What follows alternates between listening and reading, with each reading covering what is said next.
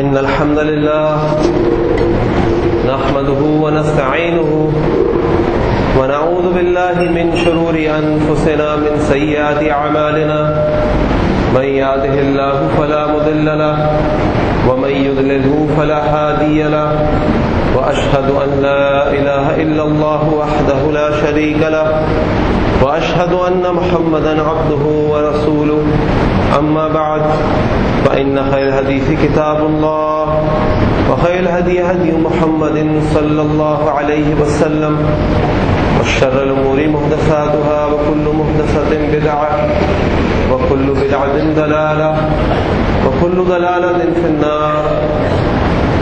وقال الله تعالى يا أيها الذين آمنوا اتقوا الله حق تقاته ولا تموتن إلا وأنتم مسلمون. يا أيها الذين آمنوا اتقوا الله وقولوا قولا سديدا يصلح لكم أعمالكم ويغفر لكم ذنوبكم ومن يطع الله ورسوله فقد فاز فوزا عظيما. وقال الله تعالى يا أيها الناس اتقوا ربكم الذي خلقكم من نفس واحدة وخلق منها زوجها وبث منهما رجالا كثيرا ونساء واتقوا الله الذي تساءلون به والأرحام إن الله كان عليكم رقيبا. اللهم صل على محمد وعلى آل محمد كما صليت على إبراهيم وعلى آل إبراهيم إنك حميد مجيد. اللهم بارك على محمد وعلى آل محمد كما باركت على إبراهيم وعلى آل إبراهيم إنك حميد مجيد.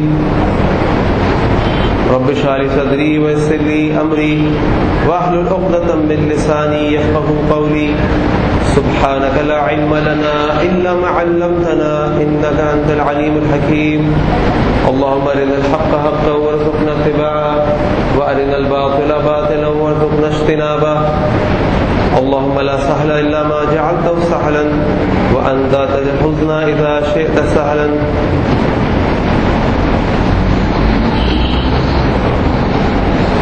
غزوہ بدر کے بعد جو دوسرا بڑا معرکہ مسلمانوں اور مشرکین مکہ کے درمیان ہوا وہ غزوہ احد ہے، اور اس کے بارے میں آپ میں سے اکثر لوگ جانتے ہی ہیں کہ اس غزوہ احد کے اندر کیا معاملات ہوئے، کس طرح جنگ شروع ہوئی، کہاں جا کے جنگ کا جو میدان ہے اس کا رخ بدلا اور کافر مشرکین مکہ مسلمانوں پہ غالب ہوتے نظر آئے، اور اس کے نتیجے میں مسلمانوں کو بہت بڑا جانی نقصان اٹھانا پڑا۔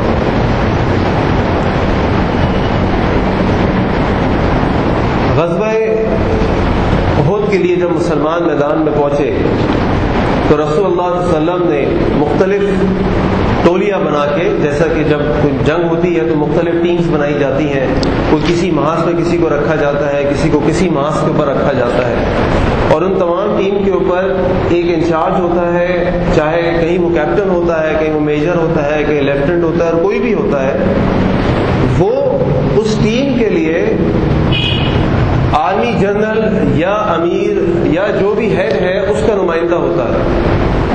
اور سارے لوگ جو اس ٹیم کے اندر سپاہی ہوتے ہیں ان کے لیے پابند یہ لازمی ہوتا ہے کہ وہ اس انچارج جو ان کے اوپر مقرر کیا گیا ہے اس کی بات کو مانے اور اس کی بات کو اس طرح سمجھے کہ جیسے ان کے لیڈر نے وہ حکم دیا ہے.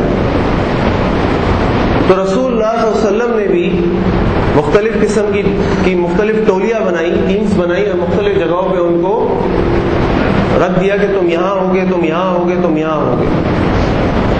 جیسا کہ ہم خالی جنگ میں نہیں بلکہ اپنے دنیا کے معاملات میں بھی دیکھتے ہیں، کاروباری معاملات کے اندر بھی جو کمپنیز ہوتی ہیں اس کے اندر ہر کمپنی جو اچھی کمپنی ہوتی ہے اس کے اندر لیولز ہوتے ہیں. جو نیچے کے لوگ ہیں ان کے اوپر ایک مینیجر ہوتا ہے، پھر اس کے اوپر ایک اور انچارج ہوتا ہے، ایک اور مینیجر، جنرل مینیجر، ڈائریکٹر، اس طرح سسٹم چلتا ہے.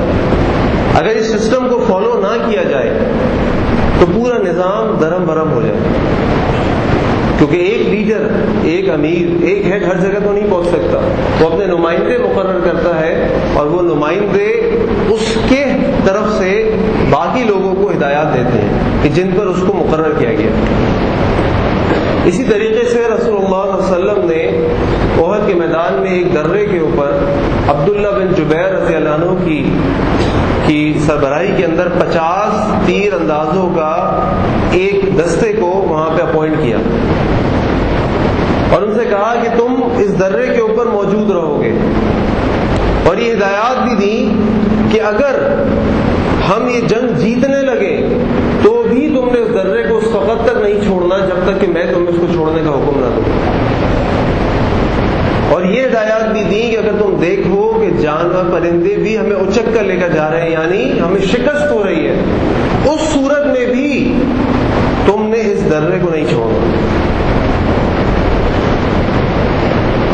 جب وہ غزوہ احد کا مارکہ شروع ہوا اور مسلمانوں کی جماعت نے اللہ کے حکم سے کافروں کو ملیہ میٹ کرنا شروع کیا، ان کو قتل کرنا شروع کیا، ان کی بربادی، کافروں کی بربادی کا آغاز ہوا اور مسلمانوں کا پلہ تھوڑی دیر کے بعد بھاری ہو گیا.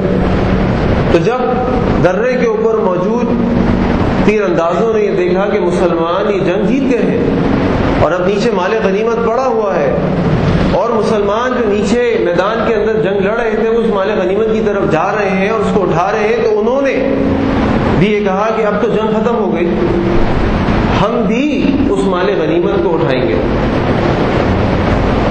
اللہ تعالیٰ نے قرآن کریم میں اس کا نقشہ کھینچا، وَلَقَدْ صَدَقَكُمُ اللَّهُ وَعْدَهُ، کہ بے شک یقین اللہ تعالیٰ نے اپنے وعدے کو سچ کر دکھایا. وَتَحْسُونَهُمْ بِإِذْنِهِ، اور تم ان کو قتل کر رہے تھے اس اللہ کے حکم سے. حَتَّى إِذَا فَشِلْتُمْ، یہاں تک کہ تم نے ڈھیلا پن دکھایا اور تم نے جو تمہارے امیر کا تم کو حکم تھا تم اس سے ہٹ گئے. وَتَنَازَعْتُمْ فِي الْأَمْرِ، اور تم نے اس معاملے کے اوپر جو حکم اللہ کے رسول صلی اللہ علیہ وسلم نے تم کو دیا تھا آپس میں جھگڑا کیا. یعنی عبداللہ بن جبیر رضی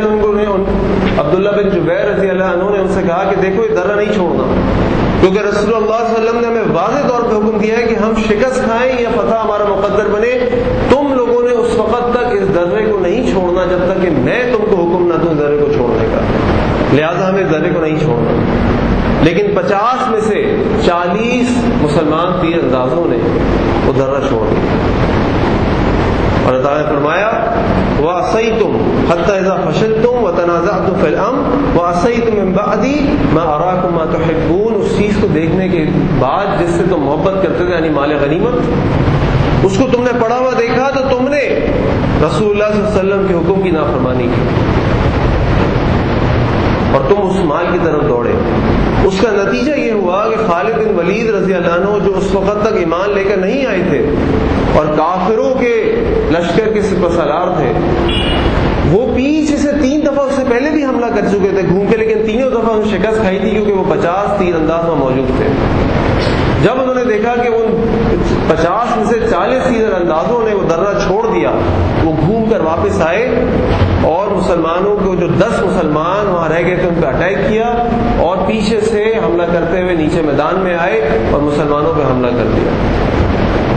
اس حملے کے نتیجے میں رسول اللہ صلی اللہ علیہ وسلم زخمی ہو گئے، آپ صلی اللہ علیہ وسلم کے دندان مبارک شہید ہو گئے. آپ صلی اللہ علیہ وسلم نے اپنے صحابہ کو آواز دی اور ان کے ساتھ ایک طرف چلے گئے، اور پھر صحابہ نے اس آواز دینے کے بعد ان کا حصار، ان کے قریب حصار بھیج دیا، حفاظتی حصار، اور اس درہ چھوڑنے کی وجہ سے 70 عظیم الشان صحابہ کی شہادت ہوئی، جس میں حضرت مصعب بن عمیر رضی اللہ عنہ بھی شامل تھے، جس میں رسول اللہ صلی اللہ علیہ وسلم کے چاچا حضرت حمزہ رضی اللہ عنہ بھی شامل تھے، اور بڑے بڑے صحابہ 70 صحابہ میں سے شامل تھے۔ یعنی بدر میں مسلمانوں نے 70 کافروں کے سرداروں کو قتل کیا تھا، اور اس کے بدلے میں جب مسلمانوں نے حتی اذا فشلتم، تم نے اپنے امیر کی اطاعت نہیں کی، تو اس کا نقصان کیا ہوا کہ 70 صحابہ شہید ہو گئے۔ اب رسول اللہ صلی اللہ علیہ وسلم مسلمانوں کے امیر، لیڈر، ہیڈ، یہ بتائیے کہ کیا ہم میں سے کتنے لوگ ایسے ہیں جو لیڈر ہیں اپنی اپنی جگہ کے اوپر؟ ہم سب اپنی اپنی جگہ کے اوپر لیڈر ہیں۔ کوئی اپنے کاروبار میں لیڈر ہے، کوئی اپنی کمپنی کا لیڈر ہے، کوئی اپنی کمپنی کے اندر 4 آدمیوں کا ہیڈ ہے، کوئی اپنے گھر کا سربراہ ہے۔ ہم میں سے ہر مرد جو ہے شادی شدہ وہ اپنے گھر کا سربراہ ہے، ہر باپ اپنی اولاد کا سربراہ ہے، عورت اپنے شوہر کے پیچھے اس کے گھر کی سربراہ ہے، ایک بڑا بھائی اپنے چھوٹے بہن بھائیوں کا سربراہ ہے، ایک عام لڑکا اپنے ساتھ جو دوست ہوتے ہیں ان کے لیے وہ ان پہ اثر انداز ہوتا ہے، وہ ان کے لیے سربراہ ہے۔ ہر شخص اپنی اپنی جگہ کسی نہ کسی حیثیت کے اندر لیڈر کا رول ادا کر رہا ہے۔ اب اس موقع کے اوپر جب مسلمانوں کا اتنا بڑا نقصان ہو گیا، رسول اللہ صلی اللہ علیہ وسلم کا کہ غصے کا، ان کے غضب کا، ان کے مزاج کا کیا حال ہوا ہوگا؟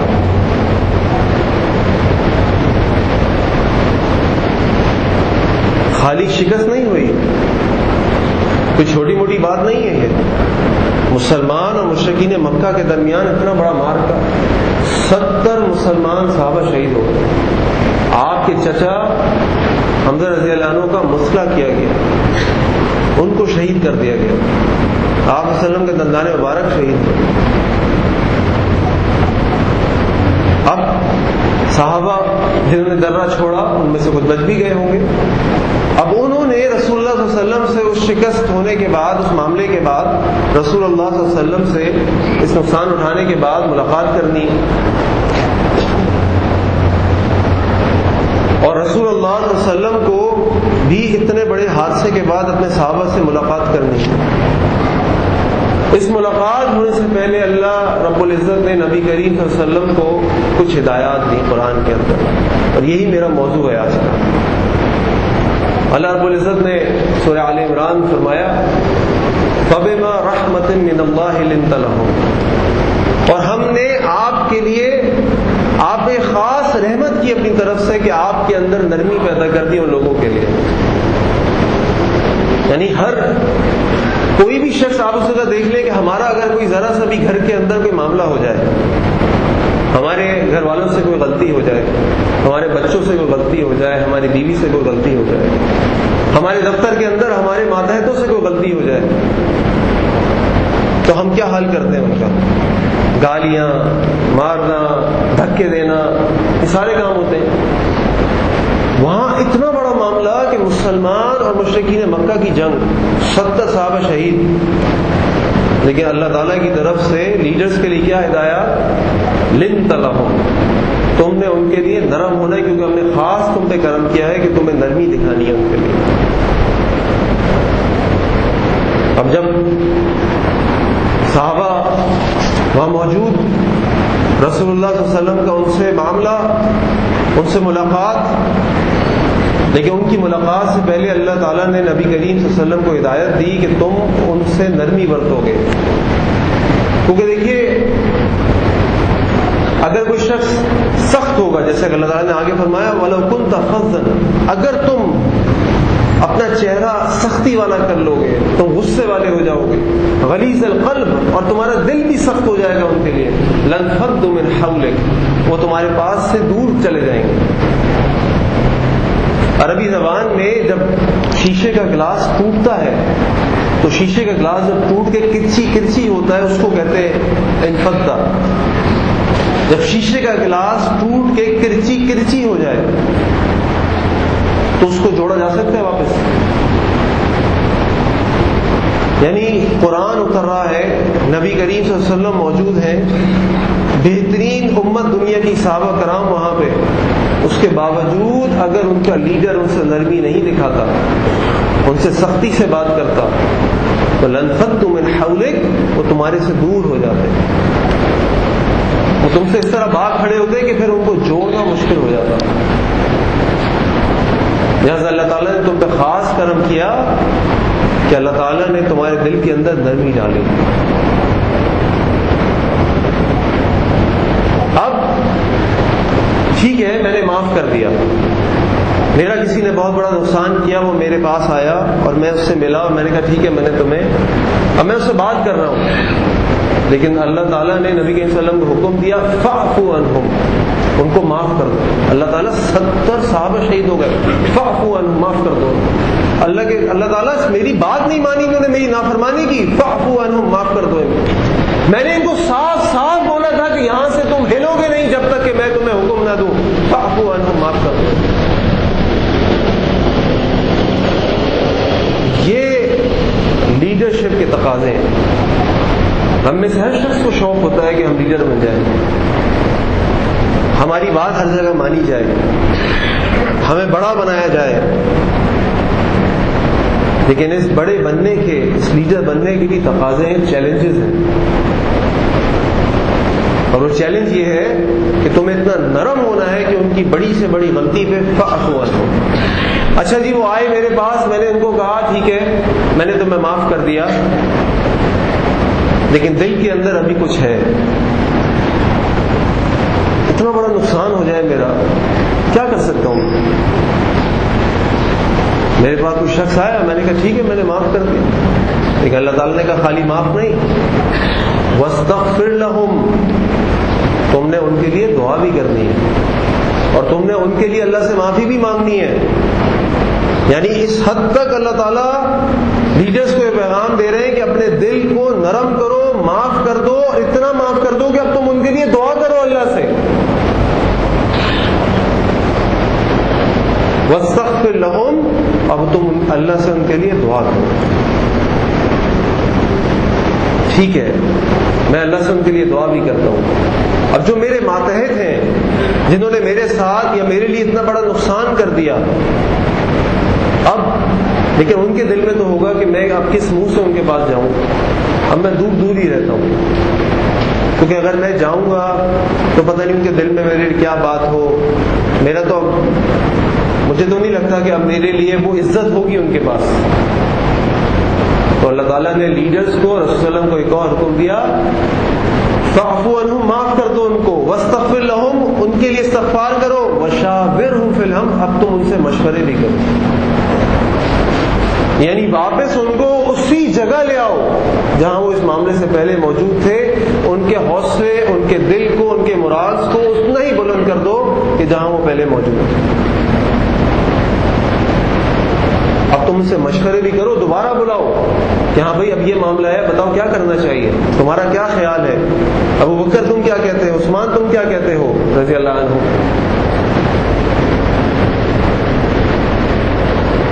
تو ہم سب اپنی جگہ لیڈرز ہیں. کوئی گھر میں ہے, کوئی کاروبار میں ہے, کوئی بہن بھائیوں میں ہے, کوئی محلے میں ہے, کوئی مسجد کا ہے, کوئی کمیٹی کا ہے, کوئی کلب کا ہے. دیکھیں قرآن کریم کسی ایک خاص وقت کی کتاب نہیں. قرآن کریم قیامت تک کے لیے ہدایت ہے ہمارے لیے. اس میں اس زمانے میں جو معاملات ہوئے, اللہ رب العزت نے لوگوں کی ہدایت کے لیے قرآن کریم کی آیات کو نازل فرمایا. انہی آیات سے قیامت تک کے لیے ہمیں سبق حاصل کرنا, اور ایک لا زوال ہدایت کی کتاب ہے. آج بھی اگر ہمیں کوئی مسئلہ ہو تو اس کتاب کو کھول کے دیکھیں تو یقیناً ہمیں اس کے اندر سے غور و فکر کے بعد اس مسئلے کا حل مل جائے گا. آج یہ ایک معاملہ بھی بڑا عام ہے, مشہور ہوتا جا رہا ہے لوگوں کے درمیان. لوگ پوچھتے ہیں جی بتائیے داڑھی کا حکم قرآن کریم میں کہاں ہے؟ داڑھی کا حکم قرآن کریم میں کہاں ہے؟ بڑا ویلڈ سوال ہے.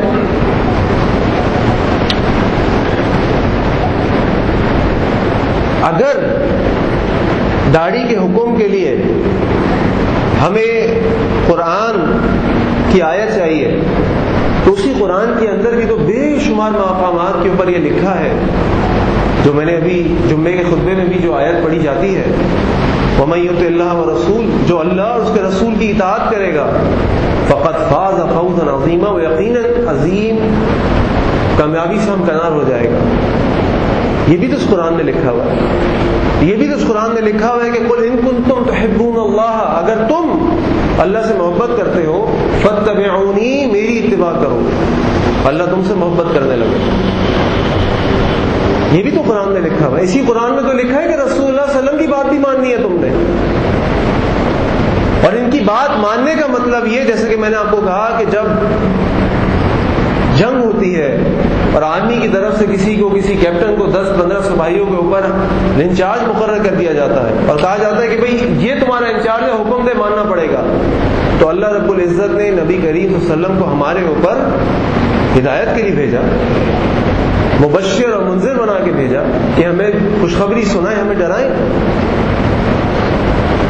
تو یہ بھی تو اس قرآن کریم کے اندر ہے. اور یہ بھی تو اس قرآن کریم کے اندر ہے کہ وَمَا يَنطِقُ عَنِ الْهَوَىٰ إِنْ هُوَ إِلَّا وَحْيٌ يُوحَىٰ، کہ وہ اپنی طرف سے کوئی بات نہیں کہتے، وہ جو بھی کہتے ہیں ان کو وحی کی جاتی ہے، وہ فرماتے ہیں. ایک صحابی کے بعد بھی یہ سوال آیا، ان سے کہا گیا کہ داڑھی کا بتائیں کہاں ہے قرآن کے اندر.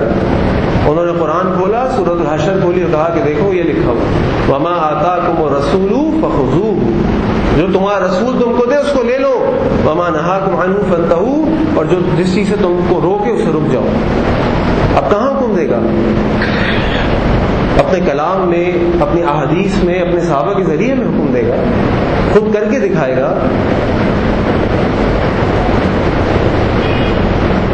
تو لیڈر یہ جو مقرر کیے جاتے ہیں، میں واپس اپنے موضوع کی طرف آتا ہوں، یہ کہ ہر لیڈر کے لیے یہ چیلنج ہے کہ وہ اپنی ٹیم کے لیے اس کا دل نرم ہونا چاہیے، وہ ان کو معاف کرنے کا حوصلہ رکھنا چاہیے، وہ ان کو معاف نہ کرے بلکہ ان کے لیے استغفار بھی کرے، اور استغفار کرنے کے بعد دوبارہ ان کے حوصلوں کو بلند کرنے کے لیے واپس ان کے ساتھ مشاورت شروع کرے.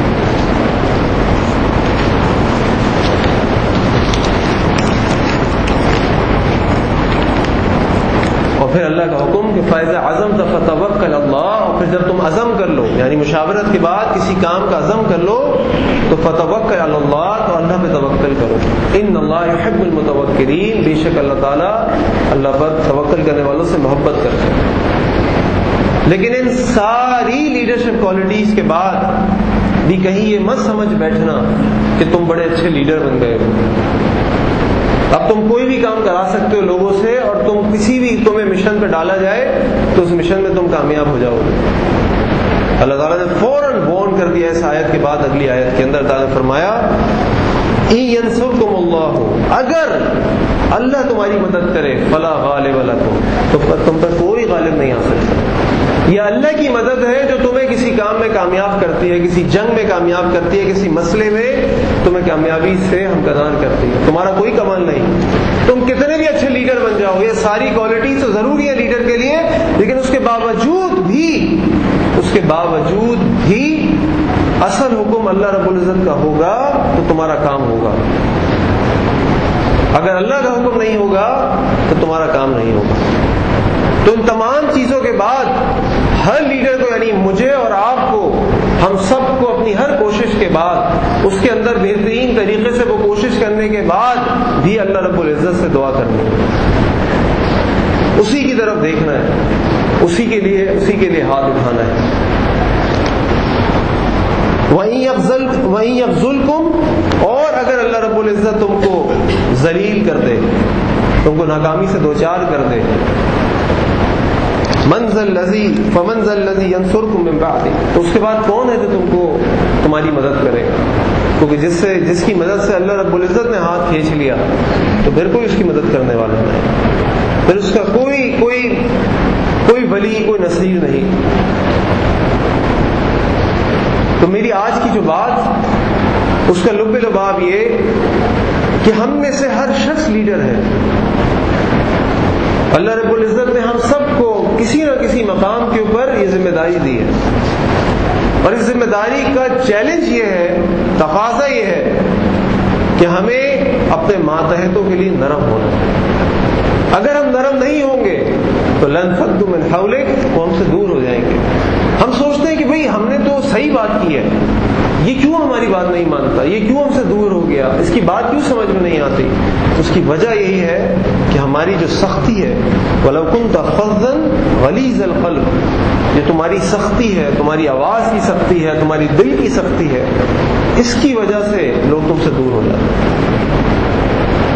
تو تم نہ صرف ان سے نرم ہو بلکہ ان کی غلطیوں کے باوجود فاعفو عنہم، ان کو معاف کرو، واستغفر لہم، اور ان کے لیے دعا کرو، ان کی ہدایت کے لیے، ان کی ترقی کے لیے، ان سے جو غلطی ہو گئی اس کی بخشش کے لیے اللہ سے دعا کرو. وشاورہم فی الامر، اور دوبارہ ان کو اپنے کاموں میں مشورے میں شامل کرو. اور پھر تمام چیزوں کے کرنے کے بعد اللہ پہ توکل کرو. کہیں یہ مت سمجھ بیٹھنا کہ تم بہت سمجھدار ہو، تم بہت ہوشیار ہو، تم بڑے تجربے کار ہو، تم کچھ نہیں. اگر اللہ تمہاری مدد کرے گا تو کوئی تمہیں شکست نہیں دے سکتا، اور اگر اللہ نے تمہاری مدد نہیں کی تو کوئی تمہیں کامیابی نہیں دے سکتا. اللہ تعالیٰ سے دعا ہے کہ اللہ تعالیٰ ہمیں اس لیڈرشپ اس سبق کو سمجھنے کی توفیق عطا فرمائے، اور جس مقام کے اوپر ہم یہ رول یہ کردار ادا کر رہے ہیں اللہ تعالیٰ ہمیں اس کو آسان طریقے سے ادا کرنے کی توفیق دے. وآخر دعوانا الحمدللہ رب العالمین.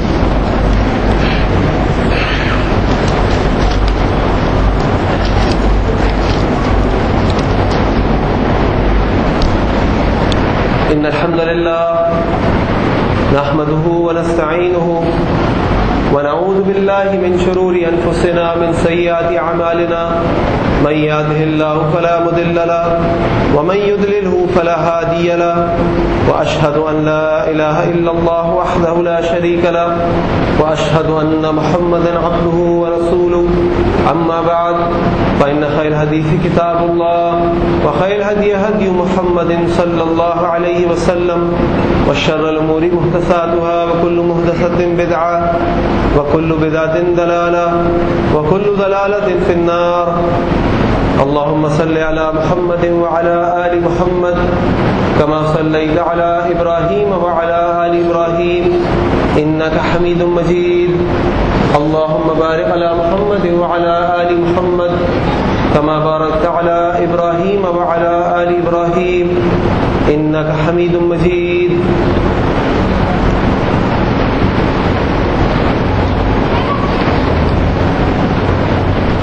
رمضان المبارک کے بعد